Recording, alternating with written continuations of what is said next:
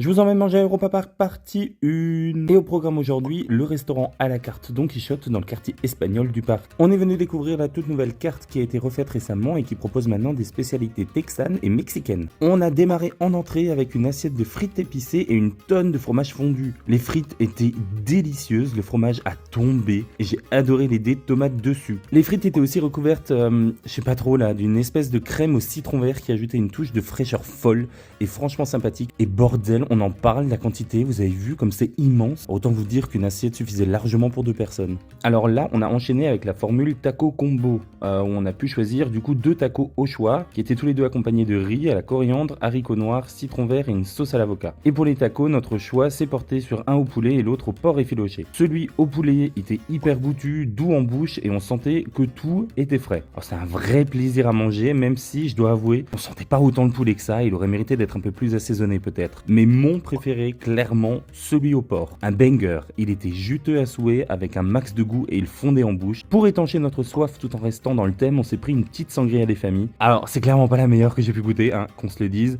Elle aurait eu le mérite d'être un peu plus fraîche. Enfin, on a goûté leur rhum steak carne asada, une pièce de bœuf accompagnée de maïs doux au sofrito, de pommes de terre rissolées et d'une mayonnaise épicée. Alors là, les gars, on est sur du archi lourd. Le bœuf, il était à tomber, la cuisson était juste parfaite et c'était tellement tendre, j'en rêve encore maintenant. J'aurais presque aimé en avoir un peu plus quand même. Alors, le maïs était excellent et je trouve que c'est une super idée pour apporter un peu de croquant à l'ensemble du plat. La mayonnaise épicée, même si elle avait hyper bon goût, désolé, mais c'était vraiment juste trop épicé pour mon palais de blanc. Heureusement que la sangria premier prix était là pour étancher ma soif. Et c'est déjà tout pour aujourd'hui.